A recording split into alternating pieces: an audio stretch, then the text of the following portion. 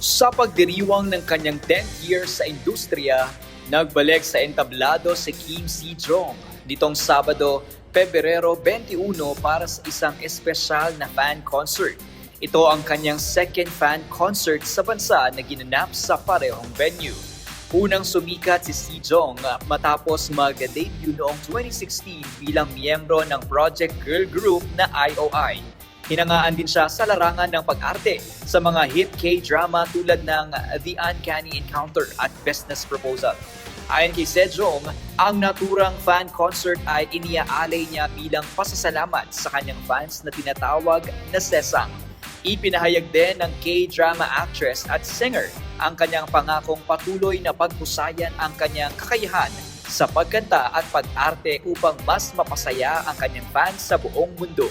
Isa sa mga pinakatampok na bahagi ng gabi ang kanyang masiglang interaction with fans, lalo na sa mga dumalo na nakasuot ng iconic outfits, kasabay ng kanyang live performances mula sa sayaw hanggang sa a cappella numbers na nagpakita ng kanyang natural na karisma sa entablado.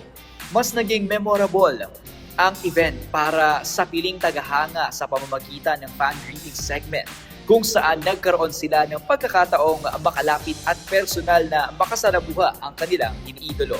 Sa pagtatapos ng gabi, nangako si Korean artist na dadalhin niya ang alaala ng malalakas na hiyawan ng kanyang Pinoy fans at muling babalik sa Pilipinas. For me, I think, syempre, the best part, I was called up on stage and had a very nice interaction with her.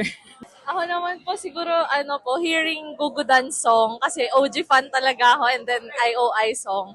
And then also the send off kasi I was able to say hi to her directly.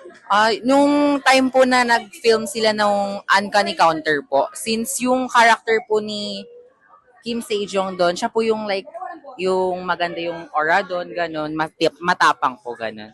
Sa loob ng isang dekada sa industriya, pinatunayan ni Kim Se-jong na hindi lamang siya nagtagal.